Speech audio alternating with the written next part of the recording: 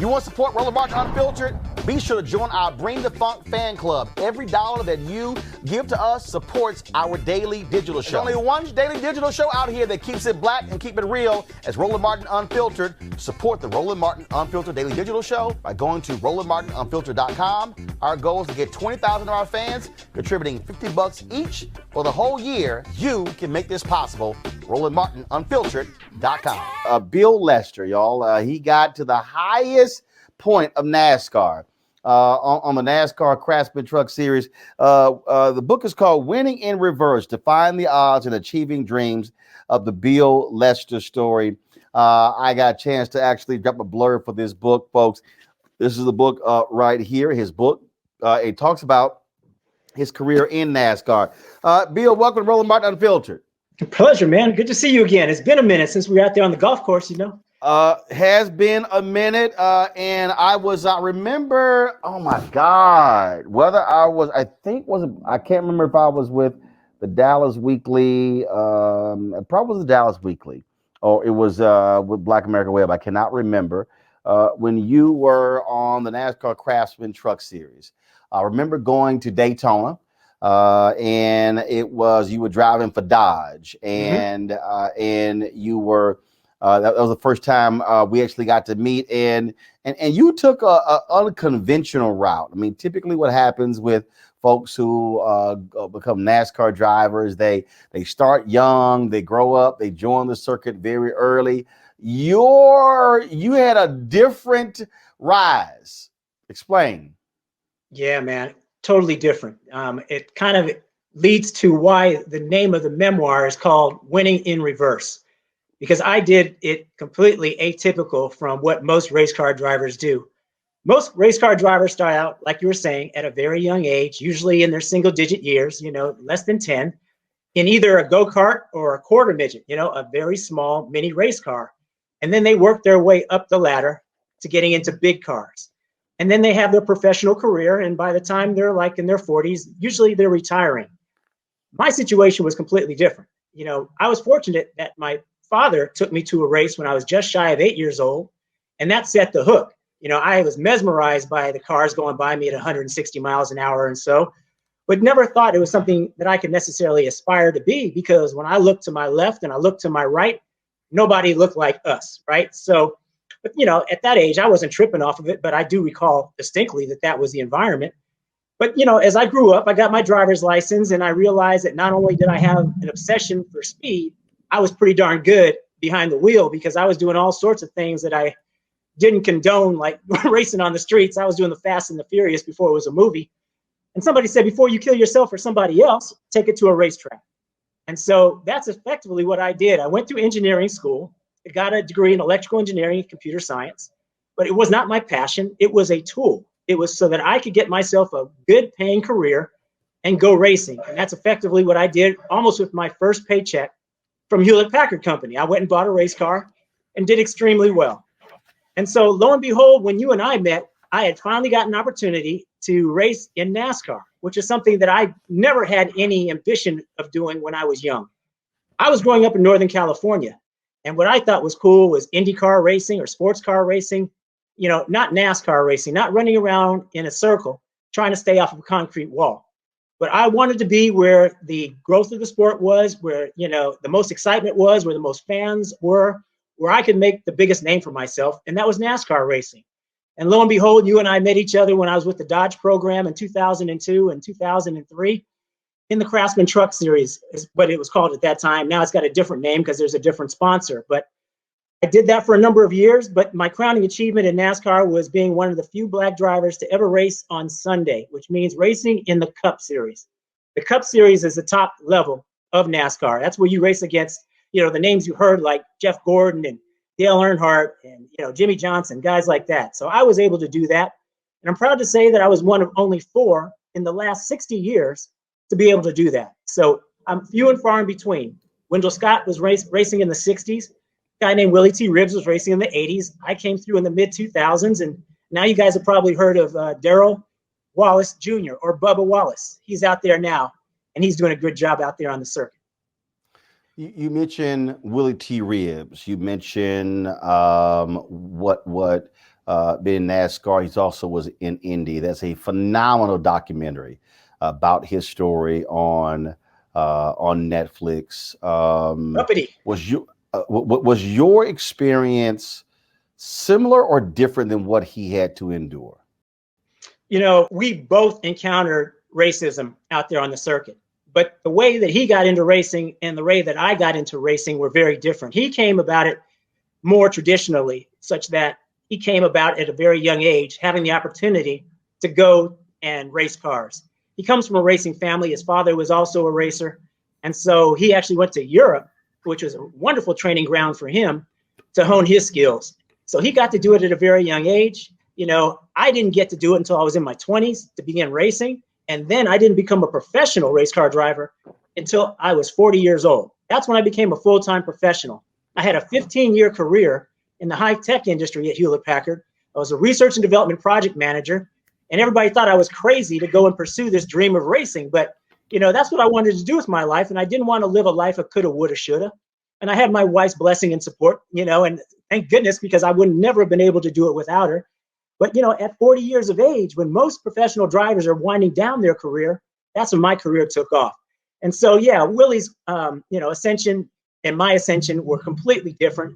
But at the bottom line is, when we got to the racetrack, some of that stuff that you guys were talking about earlier in terms of how these folks think over there on the other side, we obviously both experienced it. I was not embraced out there on the circuit. When I went to tracks like Talladega, Alabama, Martinsville, Virginia, Darlington, South Carolina, the last person those fans wanted to see is somebody looking like me.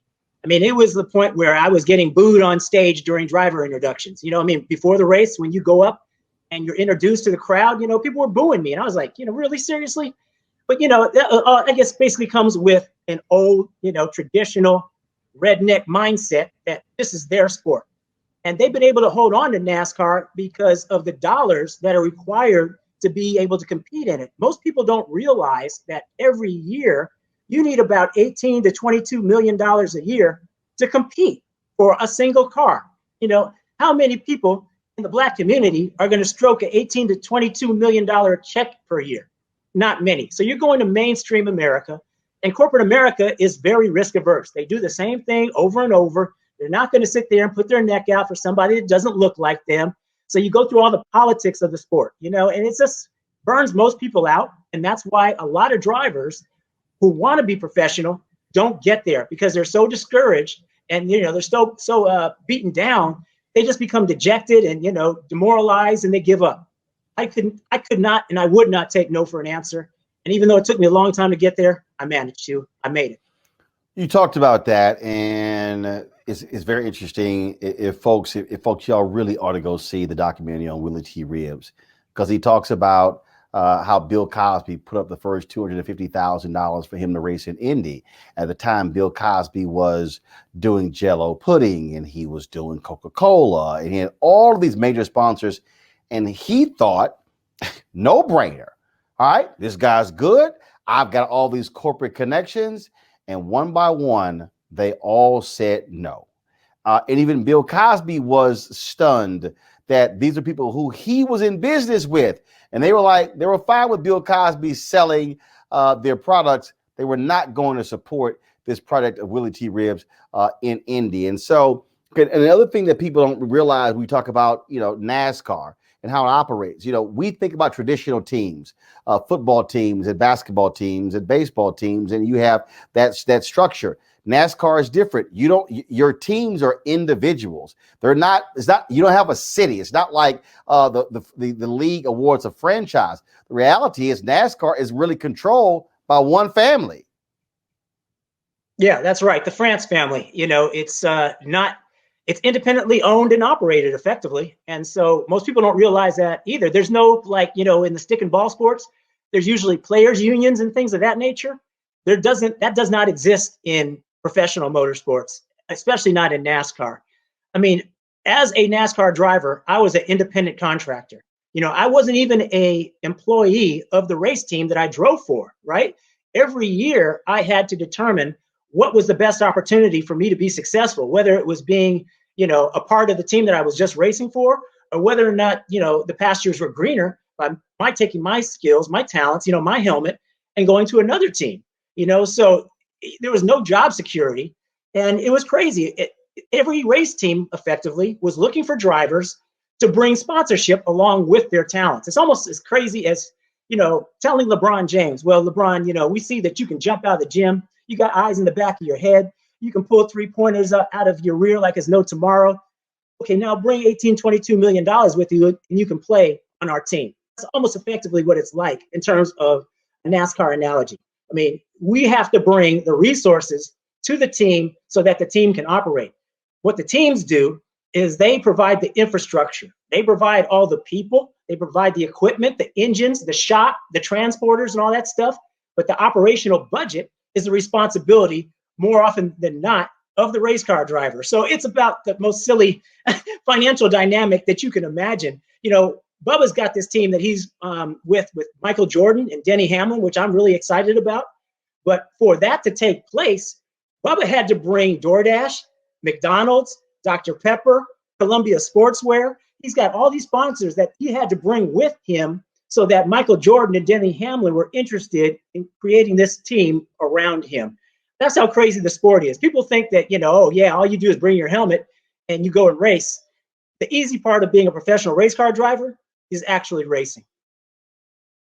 It's from my panel. Let me start with Avis Jones-DeWeaver. Avis, what's your question for Bill Lester? Hi there. This is a really, really interesting dynamic. I never knew about the finances behind it. So when you made this huge leap from your, quote unquote, good job, right? Your very, very stable, very, very prestigious career that you had to this new, basically following your passion, but understanding that financial dynamic, what made you sort of take that, not fear, for example, that huge financial commitment, sort of like that upside down situation that you may have been putting yourself and your family in by having that huge responsibility on your back over and over and over again with regards to just plain funding your passion at such a high level year after year after year? Yeah, I mean, that's an excellent question. The fact is that I knew I had God-given talent and ability. I was never formally trained as a race car driver, and I was able to be successful in just about every discipline that I applied myself racing-wise.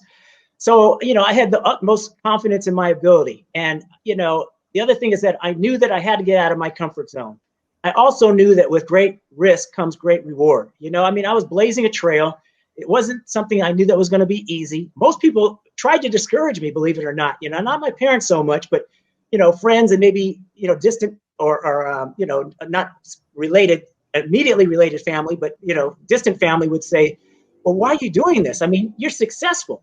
Well, my definition of success is happiness. I wasn't happy doing what I was doing.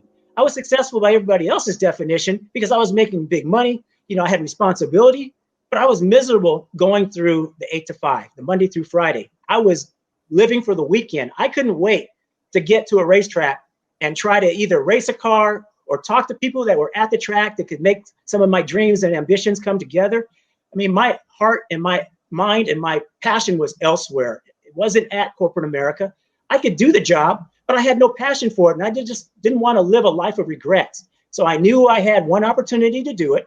And with my wife's blessing and support, again, he's the one who kicked me out of the nest. Here I am at 37 years of age.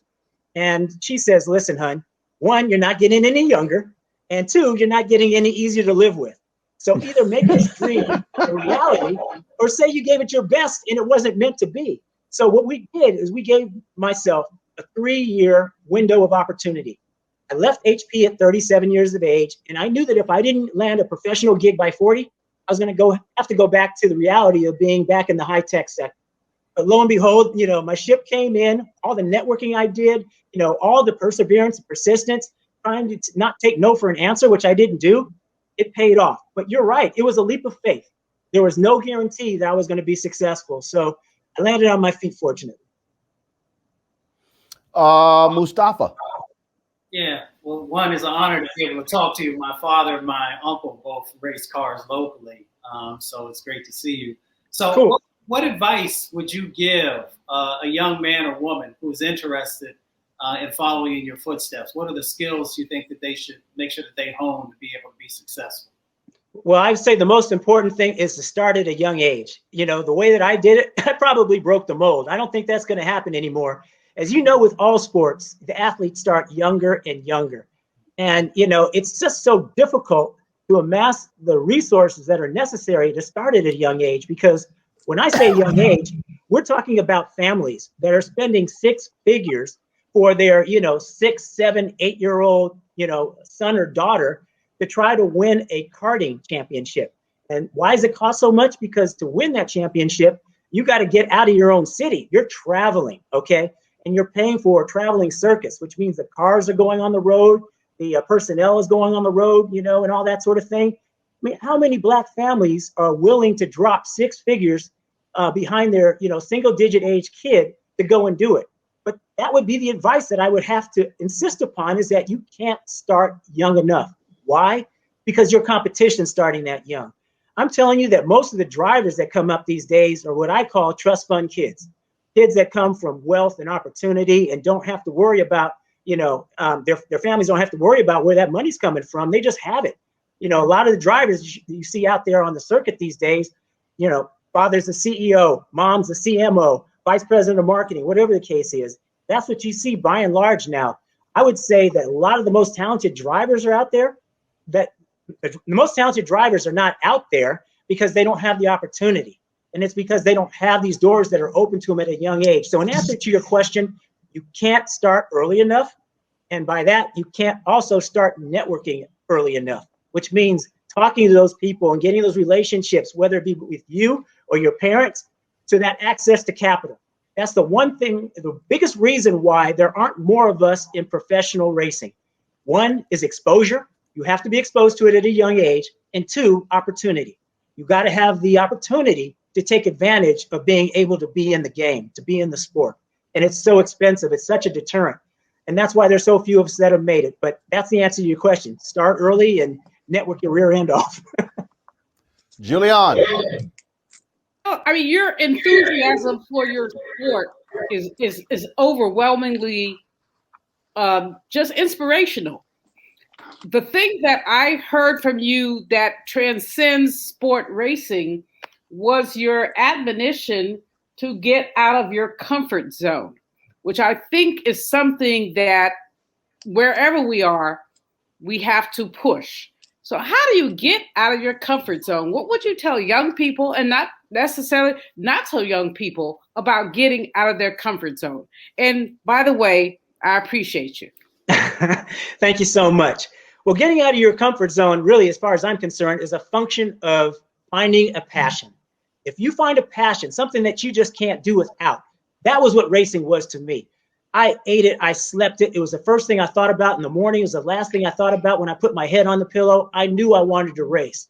And if you're willing to find that passion, believe in yourself, not take no for an answer, you will find a way to get out of your comfort zone. Trust me when I tell you that it was not the most enjoyable experience being around some of these racetracks when these folks, don in their Confederate flag apparel and walking around with their Confederate flags. It was just like, I can tell you, the stories are in the memoir, about just how disheartening that was to me. But, it didn't make me bow my head. I knew who I was. I was strong. I knew that I, was there for a reason. I knew what I needed to do. But, it's just not easy. So getting out of your comfort zone, it all circles around to, do you have a passion for something? Do you have the drive? Do you have the perseverance and the persistence to do those sorts of things that are required to get where you want to go? And for me, I had to get out of my comfort zone. Listen, I'm telling you, I'm a guy, as you can tell, no Southern drawl. I grew up in Northern California in the Bay Area, went to Cal Berkeley, and then come to the deep South to race in NASCAR. Nothing would have been further from what I thought my racing career would have taken me to. I would have thought that I'd wind up in the Indy 500 with open wheel cars, or, the 24 hours of Daytona in Florida, or 24 hours of Le Mans in France, but not running around in a stock car in circles, trying to stay off a concrete wall, hanging out with the good old boys. But sure enough, by the way, we share a Bay Area connection. I was on faculty at UC Berkeley many years ago. No kidding. So that's where I graduated with my degree in engineering. And my father was also a member of the staff in the Department of Chemistry. So, yeah, so we share that. African American Studies and Econ. Okay, very cool. So, yeah. Bill, I always ask this question of book authors, and that is even those who write their own books. What was that one wow moment as they were writing, as they were researching, where they were like, wow? Did you have one? I'm not convinced that I had a wow moment, but it was, difficult to talk about, some of the pain of being in the environments that I was in and how, again, I wasn't embraced. I did nothing wrong to get, the disparaging remarks and, just you guys use the word vitriol and, that sort of thing. It was unjustified. And it was disappointing to me because I carry myself, I think properly, and I treat people as, individuals, and, I don't prejudge and everything. And everybody was prejudging me, and I was like, really? I mean, you guys are so deep seated in your culture and your prejudice and your racism that you're not even going to give me a fair shot. I didn't say anything disparaging about your sport or NASCAR. I always, was effectively complimentary about being grateful that I got the chance to be in that sport, and to be in your environment. And it was still just, they didn't want me, so that was probably one of the difficult things. One of the other difficult things is just being so close to having had a victory at a point in my career, and it was effectively taken away from me by a teammate. And that was really a painful lesson, that I hated to have to relive. But to tell the whole story, you got to. I mean, people have said it before, and I think it's true, that to be truthful in a memoir, you got to open a vein. And so, I did just that. I opened a vein. And, I just also wanted to say that, my memoir is just that. It's a motivational memoir with a racing backdrop. I don't want people to think that it's a racing story, because it's not. It's basically a situation where I've identified 8 keys to allow me to be successful and live my dream. And I think these are 8 keys that anybody in any walk of life trying to do anything or accomplish anything can take and resonate with and allow them to live their dreams. Called Winning in Reverse, Defying the Odds and Achieving Dreams, the Bill Lester story. You definitely want to check it out. Bill, it's a pleasure, man. Thank you so very much for sharing your story with us.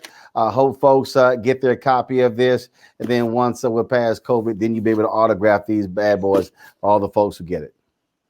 Absolutely. Roland, I appreciate you having me on. The official release is tomorrow. Amazon, Barnes & Noble. You can even go to BillLester.com and learn a little bit about me and order it from my website. So I hope you guys enjoy it. All right, Bill, thank you so very much. All right, folks, back to our Roland Martin Unfiltered video in just one moment. It's time to be smart. When we control our institutions, we win. This is the most important news show on television of any racial background. Y'all put $2, $3, $4, $5, $10, $15, $20, $30 on this and keep this going. What you've done, Roland, since this crisis came out in full bloom. Anybody watching this, tell your friends. Go back and look at the last 2 weeks, especially of Roland Martin Unfiltered. I mean, hell, go back and look at the last 2 days. You've had sitting United States senators today, Klobuchar and Harris. Whatever you have that you can bring to Roland Martin Unfiltered to support it, please do, because this information may literally save your life. Watch Roland Martin Unfiltered daily at 6 p.m. Eastern on YouTube, Facebook, or Periscope, or go to RolandMartinUnfiltered.com. Support the Roland Martin Unfiltered Daily Digital Show by going to RolandMartinUnfiltered.com. Our goal is to get 20,000 of our fans contributing $50 each for the whole year. You can make this possible. RolandMartinUnfiltered.com.